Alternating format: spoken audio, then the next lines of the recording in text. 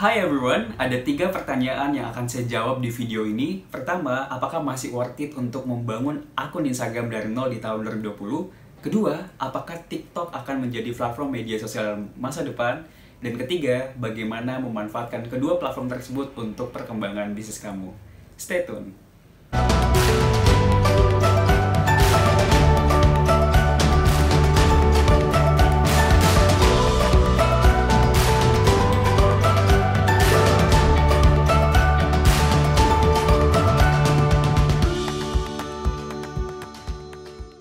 Hai everyone, kembali lagi bersama dengan saya Fardi di channel Fardi Andi. Nah, di video kali ini saya sangat excited sekali karena ini adalah topik yang banyak banget orang tanyakan di dalam Instagram saya. Apakah TikTok is the future of social media? Atau apakah Instagram akan tetap survive di tahun 2020? Itu banyak banget pertanyaan dari pebisnis, content creator, karena mereka bingung gitu, apakah saya harus melanjutkan apa yang saya sudah buat di Instagram atau saya move on aja nih ke TikTok. Semoga video ini kawan-kawan bisa mendapatkan insight-insight untuk eksekusi dengan cara yang lebih tepat. Nah, kawan-kawan semua, saya akan menjawab 3 pertanyaan. Dan pertanyaan pertama, apakah masih worth it untuk membangun akun Instagram mulai dari nol di tahun 2020? Jawaban saya, yes. Kenapa kawan-kawan semua? Karena Instagram adalah platform media sosial yang masih oke banget gitu, karena mereka punya backup finansial yang bagus dan juga punya research and development, penelitian yang luar biasa. Data mereka juga sangat besar sekali, dan dalam waktu yang dekat ya 1 sampai dengan 5 tahun ke depan itu belum sampai di level untuk collapse gitu. Nah, makanya kawan-kawan semua, I really trust Om Mark semoga tetap mempertahankan apa yang Instagram punya. Tinggal bagaimana kawan-kawan semua bisa tetap mengikuti tren yang ada di Instagram. Karena apa yang Instagram marketing yang terjadi atau apa yang udah terjadi di 3-4 tahun yang lalu, itu mungkin ada sedikit perubahan untuk di tahun ini ya.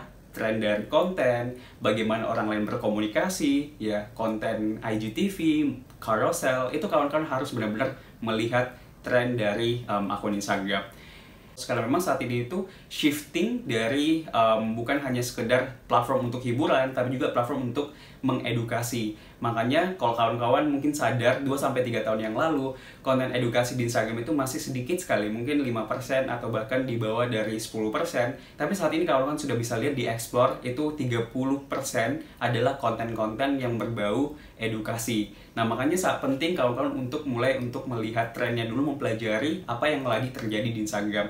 Walaupun Instagram udah lama ya, dari tahun 2013 sampai sekarang udah 7 tahunan, tapi kawan-kawan harus melihat kan selalu akan ada perubahan-perubahan dari kreatornya, dari konten-kontennya. Nah, kita sebagai pebisnis, sebagai kreator ya, kita harus mengikuti tren tersebut untuk mempelajari apa yang kita bisa terapkan di dalam bisnisnya kita. Nah, selanjutnya yang saya ingin highlight juga untuk Instagram, kawan-kawan nggak apa-apa memulai dari nol ya, followers masih sedikit. What's very important adalah kawan-kawan tahu bahwa akun Instagram ini akan menjadi aset untuk kawan-kawan semua. Karena banyak banget yang nanya gitu, jangan sampai saya udah mulai untuk bangun Instagram, toh nanti ada platform media sosial yang lain lagi nih, misalkan TikTok, nanti TikTok yang akan mendominasi gimana dong? Kawan-kawan semua, kalaupun misalkan Instagram tahun ini tutup, kawan-kawan udah mencoba untuk membuat konten selama setahun, kawan-kawan, walaupun tutup sekalipun, kawan-kawan nggak rugi. Why? It's because you have experience. Dan ini yang selalu dibilang sama Om Gary V bahwa don't focus on result, don't focus on something yang kita udah buat, lakukan. Mungkin itu akan hilang, tapi skill kita itu tetap ada gitu. Makanya kawan-kawan, pada saat ingin membuat konten, all out untuk membuat konten. Pada saat ingin membangun bisnis, all out untuk membangun bisnis itu. Walaupun ujung-ujungnya, let's say platform itu pindah, tutup, itu kan di luar dari kendali kita. Tapi apa kabar baiknya? Kita tetap memiliki skill yang kita pelajari, kita udah aplikasikan, dan itu kita bisa juga coba untuk aplikasikan di platform yang lain, right? Nah, pertanyaan kedua, apakah TikTok akan mendominasi platform media sosial saat ini? Jawaban saya, yes and no. Yes, kenapa? Karena kita bisa melihat bahwa 2-3 bulan terakhir, ini kan memang lagi masa-masa yang kita menghadapi berbagai permasalahan. Mulai dari COVID-19, banjir, kebakaran, itu banyak sekali masalah yang terjadi di dunia ini, membuat orang-orang di sini ya, kita semua merasa bahwa kita butuh konten hiburan, kita butuh sesuatu hal yang refreshing, membuat kita benar-benar melihat dunia dengan cara yang berbeda. Dan bagi saya pribadi, TikTok bisa memenuhi hal itu. Nah, kenapa? Itu dia kenapa penggunanya bisa naik berkali-kali lipat dalam 2-3 bulan terakhir.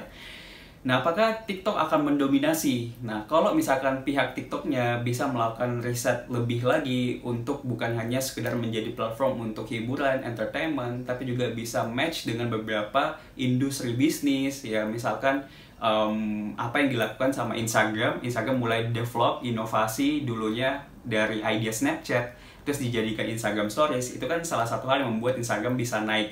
Jadi menarik pengguna dari si Snapchat ini. Nah, kalau misalkan TikTok, ya pihak R&D-nya mulai untuk menganalisa dan mengaplikasikan bahkan fotografi fitur di TikTok ini akan menjadi suatu hal yang membuat TikTok ini akan boom gitu. Tapi kita belum tahu sampai di mana TikTok akan mengembangkan platform mereka.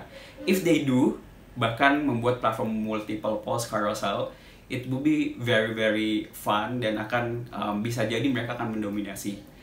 No, ya tadi kan udah yes ya. Sekarang no karena kenapa?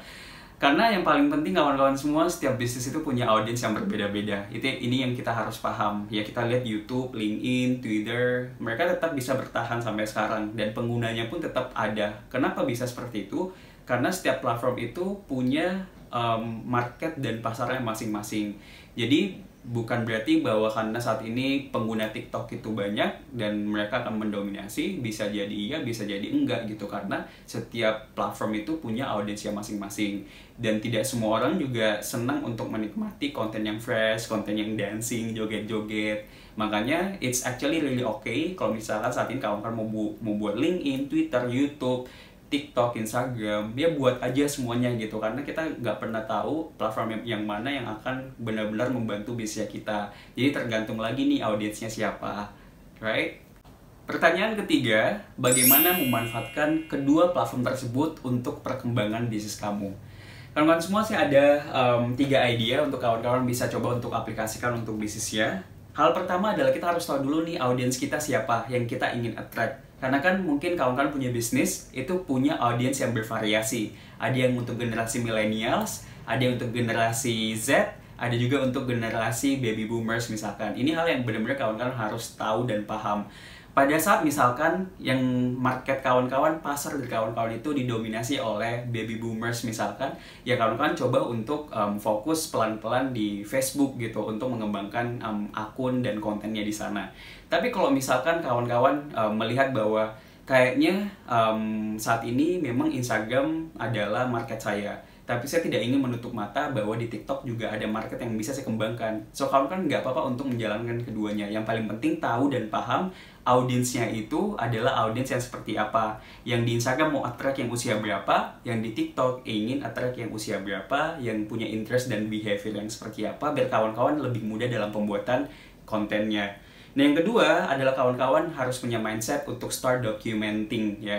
Benar-benar hanya untuk mendokumentasikan idenya di Instagram atau bahkan di TikTok. Like we don't have to really produce a very great content yang membuat kita kadang depresi karena konten kita nggak outstanding. Itu nggak masalah gitu, karena Om Gary Vee selalu bilang, karena saya sangat amazed sekali sama beliau, bahwa pokoknya intinya selalu posting setiap hari gitu. Bukan berarti bahwa karena itu yang akan membentuk diri kita, membentuk skill kita dalam pembuatan konten tersebut.